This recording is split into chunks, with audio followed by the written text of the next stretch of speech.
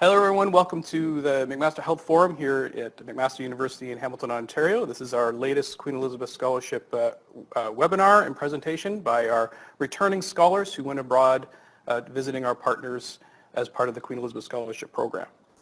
There's an agenda for our presentations today. There are 3 scholars presenting during this session. I will first give you a little bit of information about our scholarship program and then turn it over to each of our scholars. The McMaster Health Forum is the leading hub for improving health outcomes through collective problem solving. We harness information, convene stakeholders, prepare action-oriented leaders, and act as an agent of change by empowering stakeholders. The Queen Elizabeth Scholarship Program is run by a partnership between the Rita Hall Foundation, Community Foundations of Canada, Universities Canada, and the individual Canadian universities. The purpose of the program is to activate a dynamic community of young global leaders across the Commonwealth to create lasting impacts both at home and abroad through cross-cultural exchanges encompassing international education, discovery and inquiry, and professional experiences. The version of the Queen Elizabeth Scholarship Program here at the McMaster Health Forum is called Strengthening Health Systems. Our scholars will contribute to strengthening health systems and become part of our large and growing network of health system leaders. Today's presentation is actually the last presentation by scholars from this original QES program here at the Forum. I say that because the Forum is one of 20 Canadian institutions to be awarded a new or second Queen Elizabeth Scholarship Program that will run till 2021. This new program here at the Forum is called Queen Elizabeth Scholarship Program in Strengthening Health and Social Systems, and from the name you can see that there's a slight difference in this program as opposed to the original program. The location of the internships has expanded. Before we could only send scholars to Commonwealth countries. Now we can send scholars to Commonwealth plus low and middle income countries. Because of this, our partners have expanded. We now have partners in Colombia and Lebanon, and the focus of our internships has expanded to include social systems. Because of this last element, we've also expanded the eligibility criteria, and therefore students who are in the Arts and Sciences program in the undergraduate system here at McMaster are also eligible for the scholarship. But in the big picture, we are reducing the number of overall scholars across the course of the scholarship program due to funding and other such issues. So, with that said, here from our original QES program is the initial cohort. They primarily went away in 2016 or visited us in the same year. Our second cohort was much larger, with a little bit of a glitch on the slide there, but we had a large number of students who went abroad in 2017 or visited us in that year.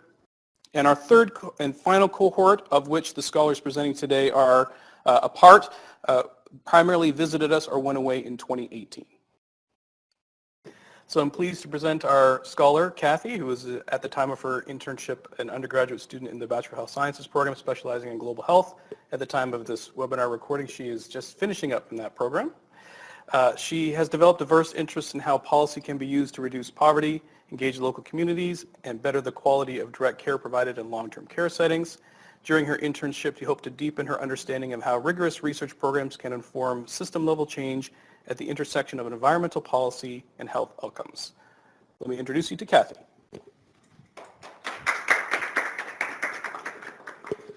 So yes, I'm Kathy. I'm really excited to be here today and to share a little bit about my experiences at the Africa Centre for Evidence, which I will refer to now as ACE in South Africa. You'll see me say this throughout the presentation, but I love South Africa so tremendously and I miss it dearly. So it's really nice to be able to share a little bit of that today. So before we get started, I would just like to acknowledge that Hamilton is on traditional Haudenosaunee and Anishinaabe territory, and this land is protected by the Dish with One Spoon Wampum Agreement, which recognizes that collectively we share the land and its resources. As a non-Indigenous person, I recognize that I'm probably not the best positioned to deliver this land acknowledgement, but over the past few years of my undergrad and in every course having spoken about Indigenous rights and the inequalities that we see in Canada, I think it is important that we acknowledge it. And for me, this is a personal journey as well. So as I just begin to learn more about the most pressing issue we face in Canada, it was important that I acknowledge this. So perfect. So a little bit about the agenda. So I'd like to give a background about ACE, a timeline of my internship, a brief overview of the 3 key projects that I was a part of, some of my personal endeavors while I was in the country, and then I'll end off with some key learnings. So to get started, The Africa Center for Evidence, the vision is to reduce poverty and inequality in our region by increasing the production and application of research evidence that is both useful and used. So ACE is based at the University of Johannesburg, and they're very much a academic center focused on producing high-quality evidence syntheses. So this could range from evidence maps or systematic reviews, different scoping reviews, and these are things that I'll talk about later on in my project. And the collaboration for environmental evidence Johannesburg is also here as well, and my direct supervisor, Karina, sort of is the head of that organization. And the Africa Center for Evidence, the ACE holds a secretariat for this organization, and this network connects different stakeholders within the evidence-informed policymaking field, so connecting different stakeholders like government officials, academics, and researchers to really push forward the evidence-informed policymaking agenda. So that was a brief overview of ACE. So we were based in Johannesburg, so that dot towards the top. And on the right is an image from Google Photos, and that is where I was working every day along with my lovely team. So looking at it now, I feel so nostalgic, and I miss the sun.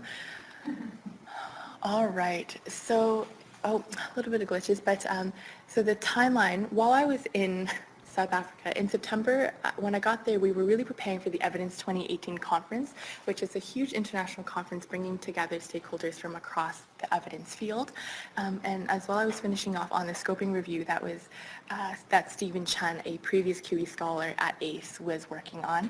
And then in October, we shifted gears and moved on to the next part of the project, which was a systematic map protocol. And then in November, I was able to help out with an impact evaluation scoping study.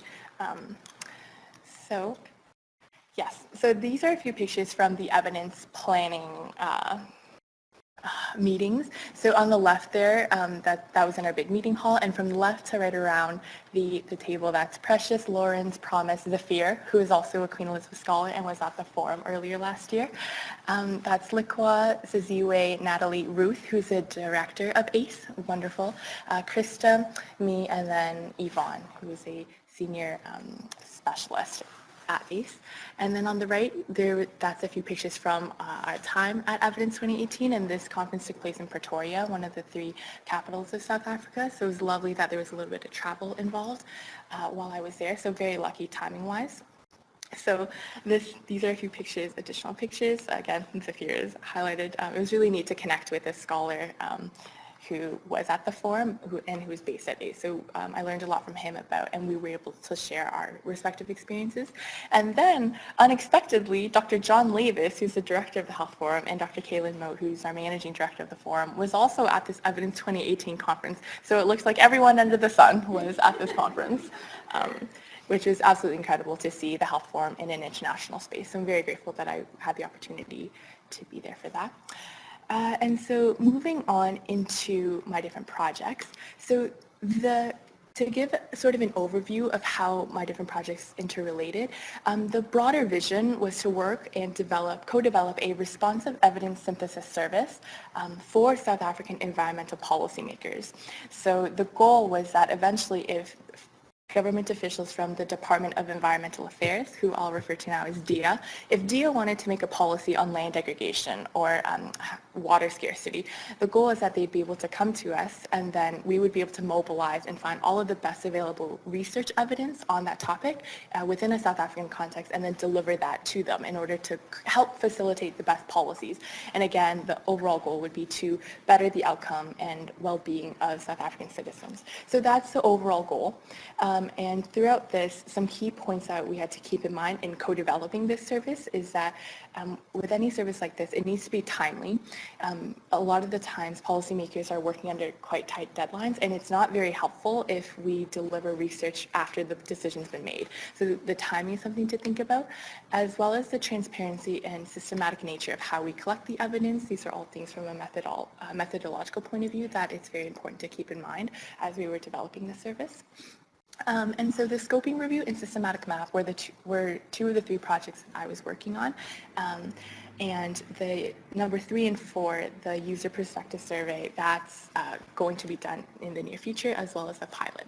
So that's just a key overview of this project. So I won't go into too much detail about the scoping review because Stephen Chen has a great webinar on that, so please feel free to check that out if you're interested. But the first step of building this responsive evidence synthesis service was to really scope out the landscape and to understand all the different types of models that could exist in creating such a service. So within the literature, this type of service is called a rapid response service. And so Stephen and I collaborated and we looked at different ways to deliver this type of program. So there was a search of various databases, and there was also an explicit search for gray literature. And then we also did, Stephen did hand searches as well, and combed through the references of the various studies that we found. And so some key findings from the scoping review was that there was a large heterogeneity or variability in the terminology, methodology, and timeframes within different rapid response programs. So the terminology really varied from rapid response service to rapid evidence assessment, and this differed within the fields of health versus other fields such as environmental sector as well. The methodology was adaptable, and we found a lot of differences based on how much time and resources, so how many people were on the team, that could be different depending on the needs of the specific policymaker. And then the timeframes also differed as well, from a few days up to a few months. Moreover, we also found that there was a disproportionate amount of services within the health sector, whereas there weren't as many in other sectors, for example, the humanities or environmental services. But throughout all of this, when we looked at the literature, it was found that trust was key. So a lot of this work hinges on building relationships between the evidence producers, so in this case, academic researchers who were pulling together the research, and the government officials who were the policymakers. So it was really neat for me to work on this project because I learned so much about how much it takes to create a rapid response service. When I first got to South Africa, I was like, oh, fantastic, a few weeks, we'll get this off and going, it'll be fine. But I really underestimated the amount of work for such a simple idea, that you give the right evidence to the right people at the right time. But huge undertaking, so huge shout out to ACE for doing this incredible work. And so moving on, after we looked at the literature to scope out the field, a systematic map protocol was the second project that I was working on. And systematic mapping is a methodology that's often used within the environmental sector. It's a methodology to find and correlate data and evidence. So what's different between a systematic map and, say, like a systematic review is that in a systematic review, you're really synthesizing the result and the findings of each study, whereas a systematic map, the goal is a little bit broader. You're not answering a targeted question per se, but you're really scoping out the field and getting a sense of what literature and evidence is out there. So our systematic map aimed to look at all the available environmental evidence on South African priorities, because keep in mind the overall goal is to develop a service to the South African National Department of Environmental Affairs. And so to do that, we wanted to create a knowledge repository through this systematic mapping methodology to find all of the data, so that eventually when DIA comes to us for various policy requests, that we can sort of draw from this knowledge repository in order to support them in their needs. And so in this protocol, we want to be searching for as many databases as possible, from as many sources as possible. So this includes both academic databases, as well as gray literature, and as well as government, and any sources as possible, because we want to make it as comprehensive as possible for our future use. And so systematic mapping is sort of the methodology that's used, but the end output is an evidence map. And it was so cool for me to learn about what evidence maps are, because in my day-to-day work, both here at the forum and such, I never encountered such a tangible output, which is really, really neat. So on this map, this is just an example of what an evidence map looks like, and it's a way to organize data and to visualize the gaps in research. So this map was looking at different types of disabilities and correlated that with abuse in in East Africa. So in the top left cell, you'll see a small blue dot, and the size of the dot corresponds to the amount of literature that's found. So in the first cell, there was only 2 articles that were talking about metabolic diseases and child abduction, versus in the bottom right, that larger dot, that had 5 studies. So an evidence map is a really neat way to organize data, and it's very different from what I was used to as a knowledge repository, because within the health space, we use databases, and so that was the only way that I knew how to organize data. So it was really, really neat to see these different ways of conducting research and organizing data. Something else that's cool about evidence maps is that it's a lot more interactive, and you're able to interrogate the data a lot more. So you'll see the filters at the top. You can look at different types of literature. So if you wanted to search by journal articles or only systematic reviews or only narrative syntheses, you can do that, as well as you can filter by the quality of the evidence, so whether that's high or low, and or the country. So a lot of learning, and this evidence map is a really useful way as well for government officials to spark discussion with academic researchers, so to look at where the gaps are, perhaps how to commission research, and for us, we wanted to use an evidence map as an organizational tool to store all of the data from our systematic map process to store the evidence. So when I left, we sort of were hammering out the last pieces of the protocol, and the team had a workshop with DIA a few weeks ago, and this is the current framework that we're working in. So on the y-axis, we have different environmental priorities, and then along the x-axis at the top, it was we were looking at different ways to map it. So whether it protected these environmental priorities, whether it related to governance, human well-being, or the economy.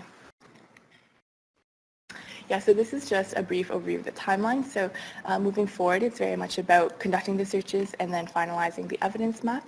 And then we wanted to do a survey, which the team is currently working on, to gain different perspectives of what policymakers, how different policymakers feel about this project and using evidence in general, and then with hopefully to pilot this by the end of the year. And then the final project that I was a part of was a funded project by the William and Flora Hewlett Foundation. And this was a study looking at the current impact evaluation capacity within sub-Saharan Africa. So where do the current pockets of capacity sit, which institutions, and what are the key players involved? And I was involved in a author search, so going through a database and looking at which authors came up the most, which institutions came up the most, as well as I got to help out with a few focus group interviews. And this was the first project that I worked on that was a funded project that was directly funded by an external organization, and that I worked on so closely. And it was so neat for me to understand how research is commissioned. So I really enjoyed my time there. And yes, so moving on to the fun pieces. In addition to, I had a lot of fun at work as well, but outside of the office, so at the top photo there, that was the Melville Copies. So that was near 10 minutes outside of my Airbnb. And these 2 photos were taken in Kruger National Park. That ostrich was really trying to get food, but Peanut the giraffe had already taken all of our food. So I figured that I'd feature them in this presentation instead. So the fire at the top there, Karina, my direct supervisor, she's a master, we would say barbecuer, but she hosted a lot of braais, and she taught me that there's 2 ways to build a fire. 1, the lattice, or 2, the teepee. When I tried it, it turned out to be the pile, which does not start fires. But she was so generous, and it was so wonderful to work under her. And then Ruth, our director, oh my goodness, she hosted my 21st birthday while I was in Johannesburg, and it felt like home. And I'm really grateful that I had such a wonderful team to spend 3 months with. And then on the right, this is my Airbnb family. That's Hildegard and one of the 3 kids, Angeline, Michaela, and Josh, were not on this trip. But we had a really good time, and they were sort of my second family away from home. I also was so lucky that my supervisors were kind and encouraged me to explore more about the culture in South Africa, and so I got to check out Cape Town. At the bottom of it, that's Tess. She's a senior manager at Health Systems Trust, which is a health organization that I was able to learn more about. And I met her and her colleagues, Renee and Ashley, from the Evidence 2018 conference. So hugely grateful that I was able to explore so much. And then some key takeaways. This was one of the most transformative experiences of my undergrad career. And throughout my time there, I really wanted to remain curious. The different people that I met, South Africa's apartheid history is so different from that of Canada's. And it was such a humbling experience for me to learn how to be okay with not knowing all of the answers. And I drew a lot from my then colleagues, now close friends at ACE. So very, very lucky. Be compassionate. Before headed to South Africa, there were definitely concerns, especially being the first one in my family to go to the continent of Africa. But I realized quickly that life is life everywhere, and there were a lot of points of connection. And that's something that I hope to take with me as I move forward in my career.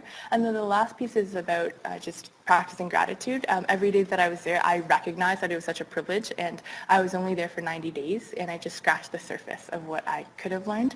And so I was very cognizant of that, and I wanted to make sure that I gained as much meaning as possible. And so on that note, I'd like to end this presentation by expressing some gratitude to the people who have made it possible for me to go on this exchange. So first of all, to the Queen Elizabeth Scholar Program for funding this trip, the McMaster Health Forum, and particularly James McKinley.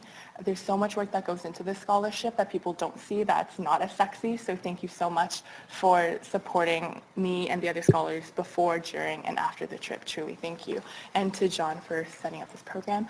And then to my lovely, lovely ACE family, just very quickly I'll sound off. So to Ruth, Karina, Saziwe, Lawrence, Yvonne, Sunat, Natalie, Zafir, Promise, Charity, Liqua, Nukuli, Precious, and Krista, thank you so much for being my family away from home, and I really can't wait to see you all soon. So yeah, thank you so much, and please feel free to reach out should you have any inquiries.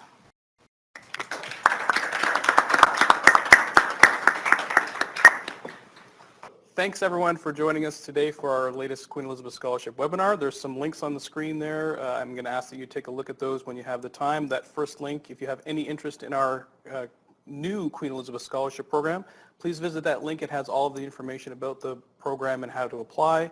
The second link is a link to all of our presentations when they come up. So as our scholars come back from abroad, they do a webinar just like this one, and we list them all there when the time comes. And then the third link that's on the screen is to our blog page. So our scholars write blog posts, and we post them there to give you a little bit more personal experiences about what they did while they were abroad. So you can look forward to reading a little bit more about their experiences on that website. And otherwise, thanks for joining us, and we look forward to hearing from having all of you tune in again in the future.